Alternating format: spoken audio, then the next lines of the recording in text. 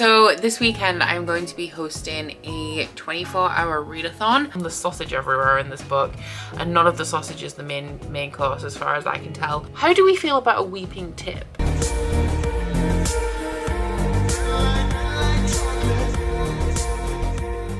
So this weekend I'm going to be hosting a 24-hour readathon, and it's the same one that I do every month, the one with my patrons. The readathon itself is bi-monthly depending on what tier you're on, but this month is the one that is for everyone. So all tiers are going to be participating in this readathon, and I normally just include the 24-hour readathons within whatever vlog I'm currently working on, but I'm currently doing the latest installment of the Goldsboro vlog, and what I intend to read this weekend doesn't really fit the theme, so we're gonna break off. We're gonna do a 24-hour vlog. We'll see how it goes. For somebody who weekly vlogs a lot and has weekly vlogged for a long time, it's really hard to switch styles over the pace of like 24 hours and do like a more intensive vlog, but we'll see how we go. So there is a prompt for this readathon, and it's generated by the Bookathon board every month, and this year's prompt is Who. So that is a book that you haven't heard anybody talk about, or you've heard it mentioned very little, and for some reason or another you're still interested in it. So this is particularly difficult for me because obviously the information that I perceive about books is not just information that I see or seek out myself. It is also information that is brought to me within like social media and comments on my videos. So I could hold up a book that I've never heard of before, and somebody, like, it's guaranteed that at some point somebody in my comments will say like, oh, I really love that book, or oh, I hated that book. So it's hard for me to pick a book that I've heard absolutely nobody talk about. So what I'm actually going to do is try and work through some of the authors that are on my to read list for the Romance Festival Rare that I'm attending in London this year. So I filmed a TBR for this a couple of weeks ago, but I think at the point of you actually watching this video, that video will have only just gone up, and I essentially went through all of the authors that were going to be at the festival, made a spreadsheet and made a note of all of the ones that I was interested in, and yeah, I'm just gonna dip in and out of those for the 24 hours and see what happens. I am giving myself license to DNF because this is purely me going through the list of names, reading a synopsis, and then ticking whether it's something I want to try or not. So some of these could be terrible and I won't know until I crack open that first page. I did want to let my patrons vote on the first book that I pick up for the readathon. So I've been through and I've selected 4 of the authors that I'm interested in that we're going to put to a vote. So I'm not going to check this until the readathon starts tomorrow, which will be 7 p.m. But the reason why I'm checking in with you guys today is so that I can let you know what the options for this vlog are. So the first 2 are by authors that I already own books from, but the reason why I own these books is because I picked them up at Rare. They were on the free table. They're not authors that I'd ever heard of before. The synopses just sounded interesting, and they are a little bit outside of what you would typically find me reading, especially this one, which is Wicked Beginnings by L.A. Cotton. This one is some kind of school romance. Oh yeah, so it is about a girl who moves into her uncle's pool house, and she finds out that I think it's her step cousin is a boy that she had a summer fling with the previous year. So like a tiny bit taboo, but it's like recent step relations kind of situation, and it sounded like it could be interesting and potentially a little bit angsty. And then I do have 3 books here by Tracy Lorraine, once again all of them free, and they're all like revenge or bully style romances, which I really like for the drama. So I don't know which one. I don't think I want that one to be the first one I read. So it's between The Revenge You Seek and Thorn. This one is a bully romance about a boy who's trying to get rid of like a spoiled little rich girl who joins the school, and ooh, this one is a revenge romance, and I don't know what this girl's done, but the main guy in here is really mad about it. I think out of these 2, oh, this is Madison King, so I think this one's a university romance.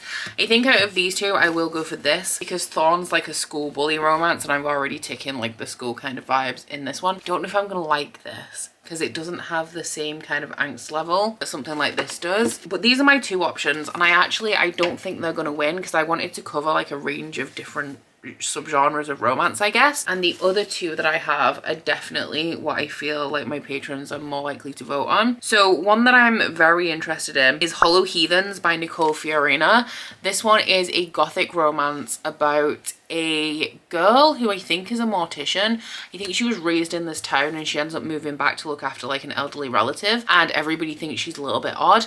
And the male main character in this is a boy who is from the town that has been cursed for generations. It's like a gothic fantasy or slash paranormal-ish romance, which I'm really excited about because the author, like her past in writing, her experience is that she was a poet. So that one sounds really interesting to me, and I'm just it's calling to me right now, even though I'd say I guess it's more of like a fall time read. And then I have one fantasy romance on here, which is House of Beating Wings by Olivia Wildenstein. And to be quite honest, I feel like this is likely to win the poll simply because it's a fae romance. Y'all know whose channel you're on, right? So this one, all I remember about it is that it is set in a kingdom world where the fae and the half fae are separated. And I just flicked through some reviews to see if there was anybody, like any of my Goodreads friends, who's read it, and there are a couple of people, and it seems like it has quite a bit of history in it. And I have downloaded it just to see. I just was really curious specifically about this one, whether the writing style was going to be terrible. It seems fine from the one page that I read, but I do know that it has a glossary, and it seems like it may have some Italian influence, which is cool because I am going to Rome later in the year and I want to compile like a list of Italian fantasy. It's a group trip, you can come if you want, link in description, but I want to compile a list of Italian inspired fantasy for that, so this might be one that I could add to that list. So yeah, I'm going to put those up for a poll and I will check in with you guys to give you the results and see what I'm going to be reading just before we start tomorrow. We are 1 hour and 10 minutes away from the start of the readathon. Me and Curtis have ordered a takeaway. So I'm going to find out what I'm going to be reading and I'm going to set up my desk ready for sprint starting, just because I'm hoping, we've only just ordered it because Curtis has been out all day, so I've been waiting for him to get home, but I'm hoping that it's going to arrive within like the next 20 minutes as opposed to in like an hour, which will be very close to sprint starting. But yeah, I'm just going to find out what I'm reading and set myself up ready to go in advance so that as soon as the food arrives, that's not something that I have to worry about while I'm eating. So I'm going to check the poll, but I did go on yesterday and there was one very clear winner, and surprise surprise, it is House of Beating Wings by Olivia Wildenstein with 57% of the vote. In second place was Hollow Heathens with 28%, and then the other two had 6 and 7% each. Very predictable poll, and honestly, like, I swear when I do these, it's not intentionally for it to be predictable. It's just I gave them a variety and they of course went with fairies. I'm gonna see if I can give you a bit more information from the actual synopsis of this. From the reviews that I read, it seems to be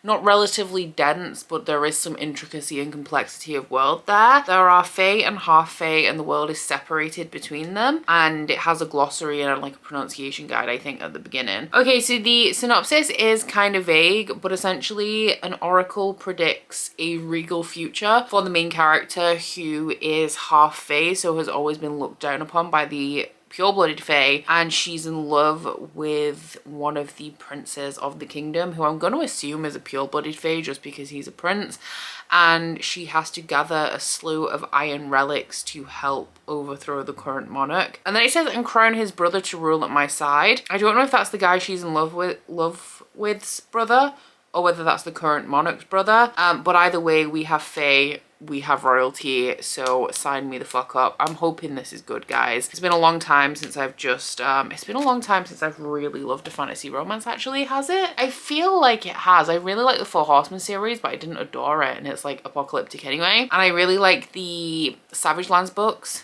But then with Waterstone's Delay in my order, it's been so long since I read one of those books anyway. So yeah, we'll be cracking on with that. I do have a switch book because we'll be doing dice sprints, and my switch book is actually going to be Mindwalker by Kate Dillon, which is the book that I'm currently reading for the Goldsboro vlog, which will be the vlog that follows this one. This one is a YA sci-fi. I'm not going to talk about it too much because the whole point of this is that it's a Goldsboro book and it's part of the Goldsboro vlog, but essentially I just can't switch between two romances. I don't want to overcomplicate this this is a 490 page book as well, the Olivia Wildenstein one. Although maybe ebook pages, so maybe not too bad. I don't know, it's hard to tell with Kindle books. But yeah, I will only be reading this if I roll a double, because I don't want to read two romances side by side.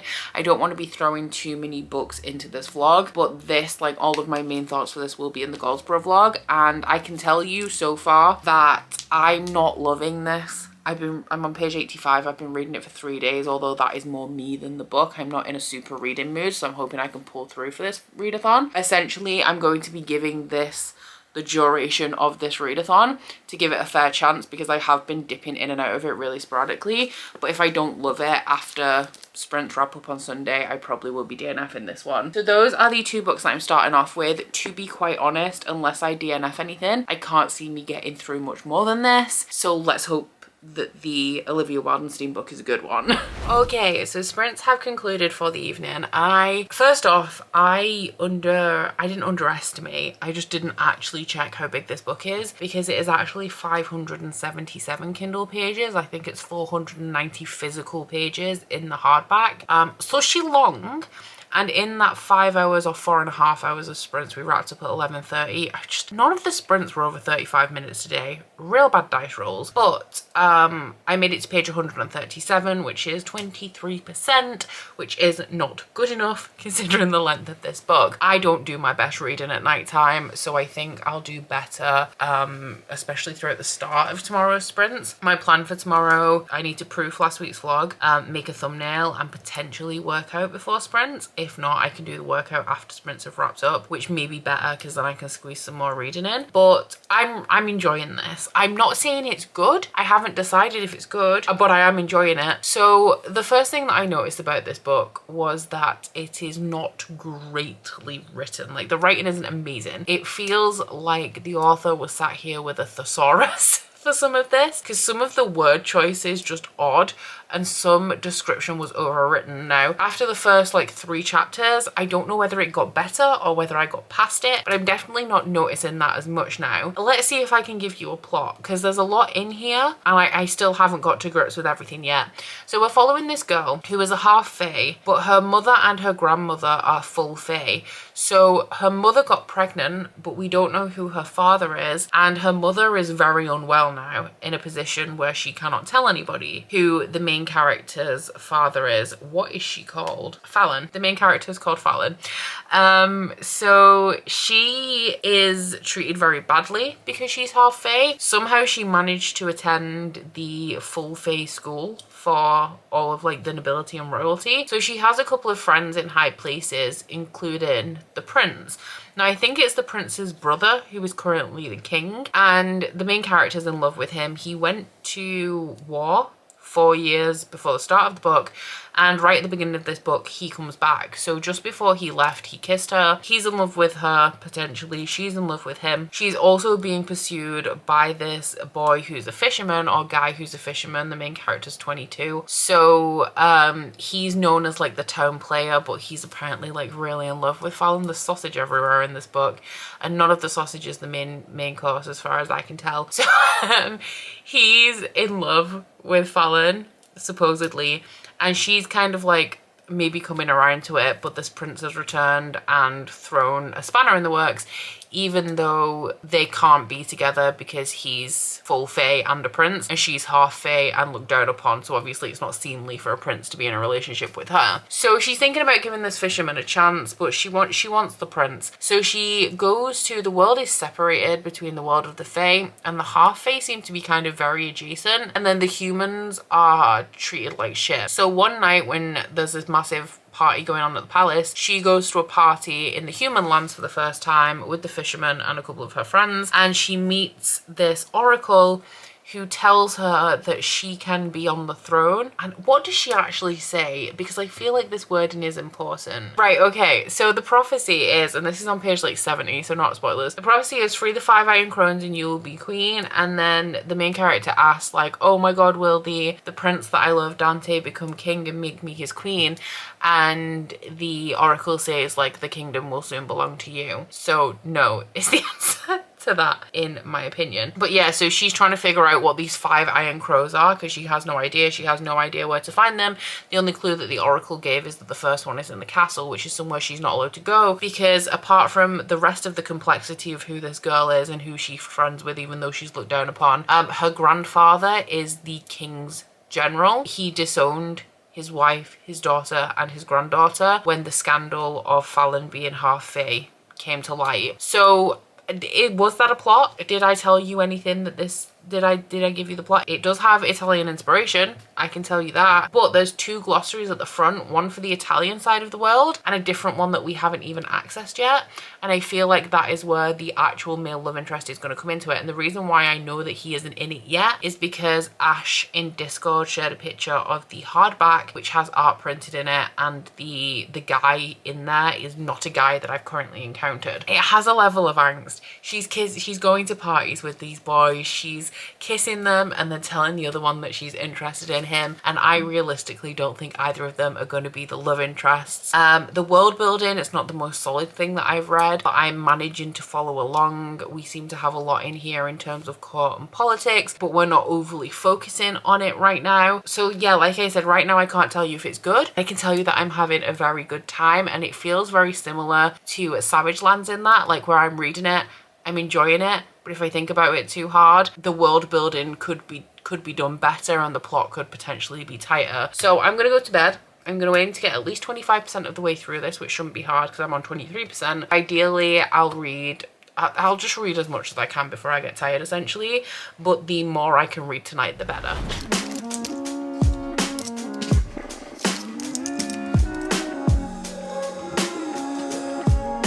Saturday wanted to call, but I never know what to say. Taking pictures with my phone, distracting me from my brain. It's 2 p.m. You said just friends. The fuck happened? Yeah. I dreamed I had a million things to hold me over till you call,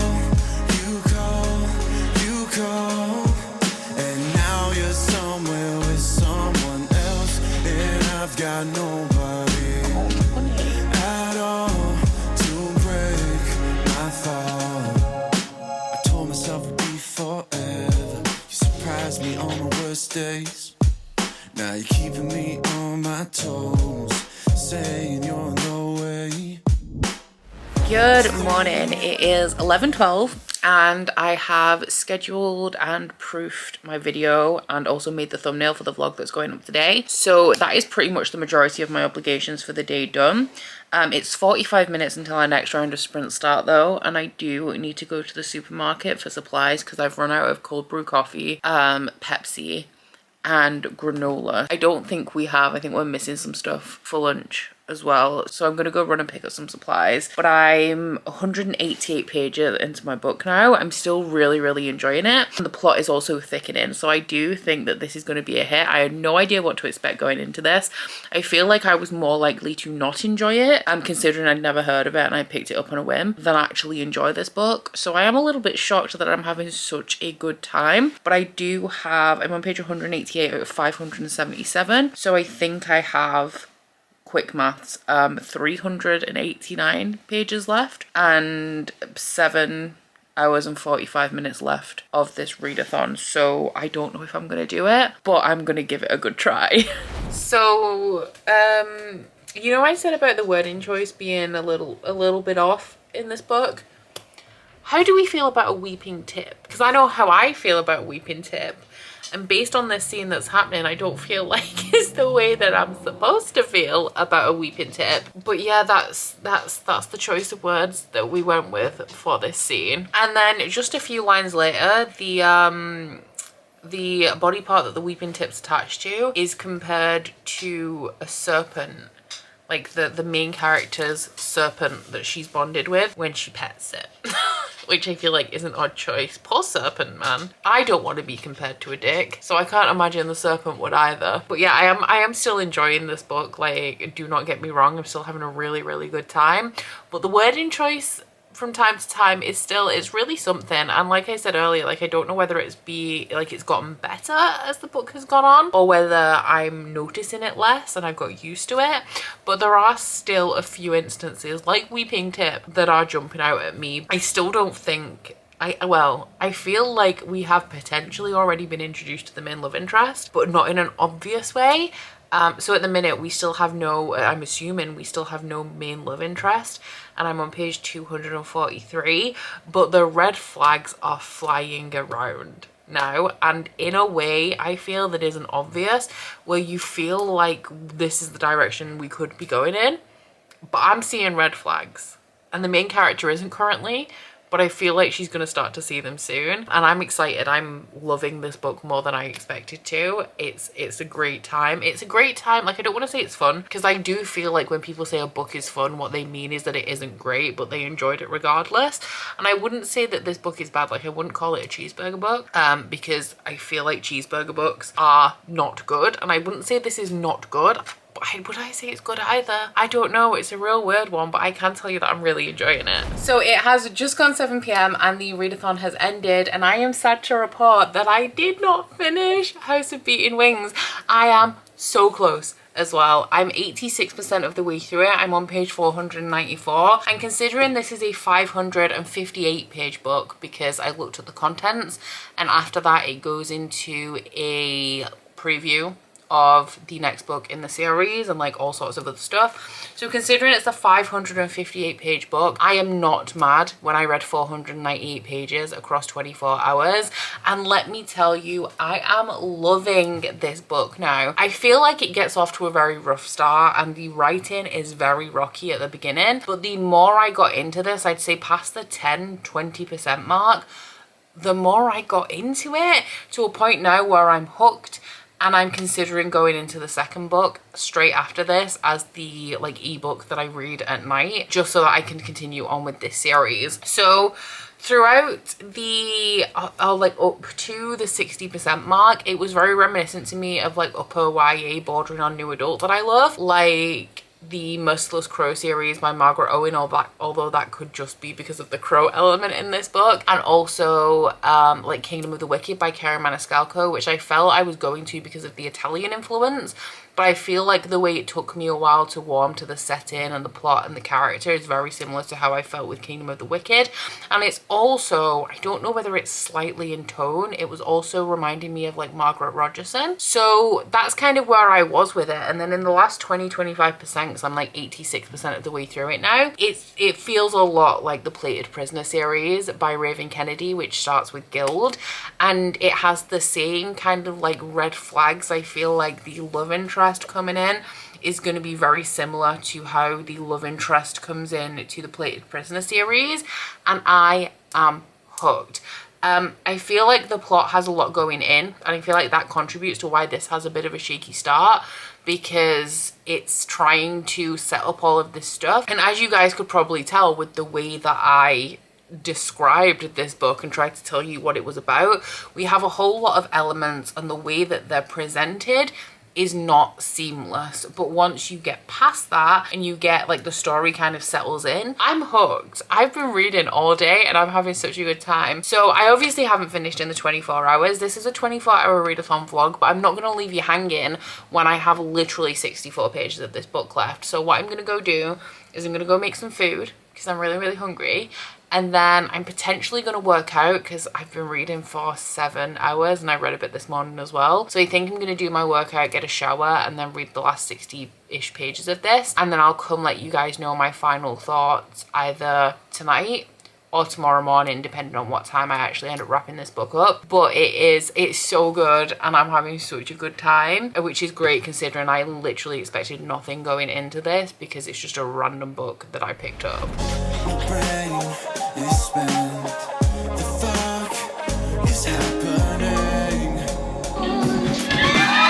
up, Peloton? How are you? I am Allie Love. Welcome to the 30-minute 90s pop ride.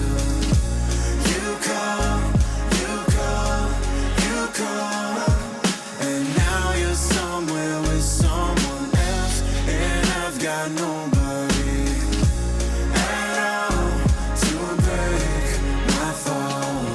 put a ivy on the window and it's covering like the actual strands of the ivy are covering up the viewfinder so I can't see a thing. But it was getting like yellow spots on the leaves, like the leaves are yellowing, and I can't figure out why. It doesn't seem to be a pest though. And I watered, I feel like it needs quite a bit of water, but I watered yesterday or 2 days ago maybe.